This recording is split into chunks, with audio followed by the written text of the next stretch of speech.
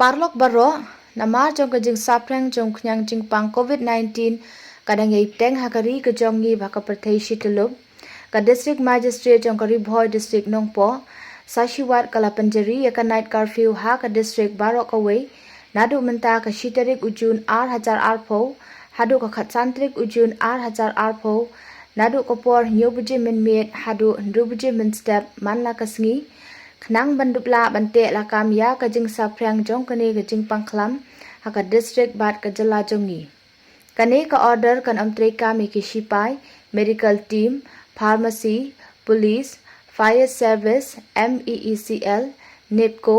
power grid supply department FCI PWD PHE veterinary postal telecom press bank but treasury petrol pump कारखाना शना काली बट किनोंत्रे कम सरकार काली कित मारबाम बट काली कित दावाई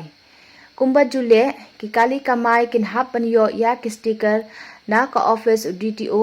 कटबा कि काली प्राइवेट कि बकुट हा उ नंबर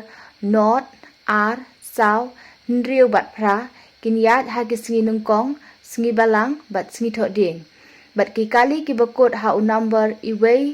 लाई सान Nyo bat kendai kinyat ha kisngi baar sngi pale bat sngi sajan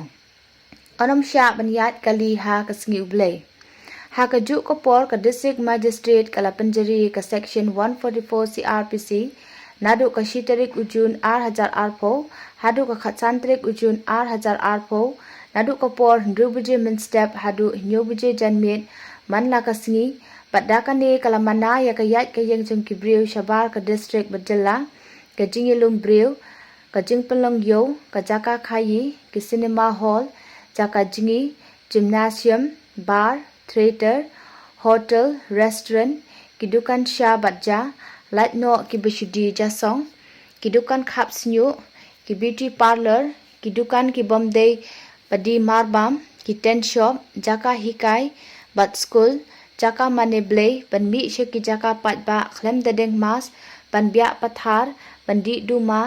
di kiat ha ki jaka patba bat kiwe de kumpala panbna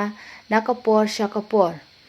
lakar pat amar katai ki pat nong shong bapine sha byang sasisen bat ki bor sarkar da kabangin ko ngu ya kitim tha bala aishpi malakapor namar ki de tang de kini kilat ki bangila banyada ilade na une uknyang jingpang bat bangin long ki bakot bakhia bat ki ba imsuk imsan kublai shibun